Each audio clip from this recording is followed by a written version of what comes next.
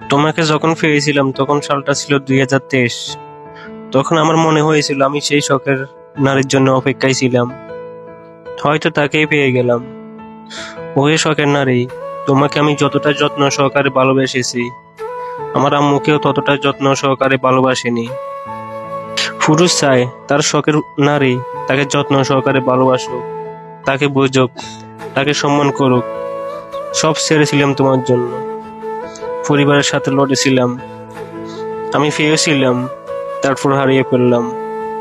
তুমি চাইলে পারতে আমাদের একটা সংসার করতে, তোমার উপর সবকিছু নির্ভর ছিল, কিন্তু তোমার কাছে তোমার পরিবার সব। আমি পুরো পৃথিবীর সাথে লড়াই করতে রাজি, আর তুমি জানো, তুমি সেই শখের নারী যাকে আমি অসম্ভব ভালোবেসেছি। তুমি সেই শখের নারী যাকে পাওয়ার জন্য আমি আব্বুর মুখোমুখি হয়েছি। আমি ভাবতেও পারিনি 2024-এর মধ্যে আমাদের বিচ্ছেদের যন্ত্রণা সহ্য করতে হবে। ওহে আমার শখের নারী, তোমার মাঝে সব গুণই ছিল, শুধু আমাকে বোঝার মতো মন ছিল না। আমি এত করে চেয়েও তোমাকে পাইলাম না।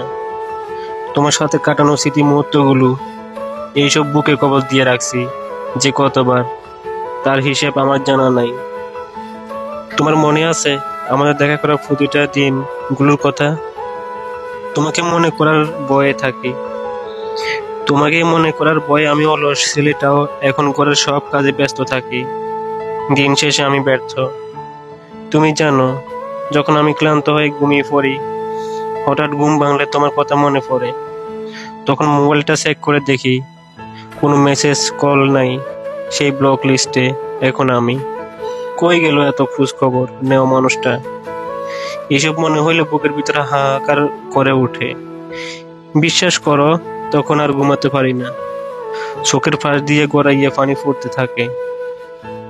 মাঝে মাঝে নিঃশ্বাস নিতে কষ্ট হয় এটা ভাবলে যে এই জীবনে তুমি আমার হইলা না।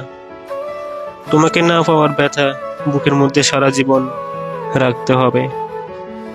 আহারে, আমার পাখিটা আমার হইল না, এই কথা বুঝি কোনোদিন শুকাইবে না। এই শূন্যতা পৃথিবীর কোনো কিছু দিয়েও পূরণ হবে না। দূর থেকে এটাই দোয়া করি, তুমি ভালো থাকো। যেই ভালো থাকার লোভে আমার থেকে দূরে সরে গেছো, মুক্তি চাইছো, সেই ভালো থাকার সফলতা আল্লাহ তোমাকে দিক। আজকে দেখতেছো হাসি খুশি, কাল হয়তো মরণ।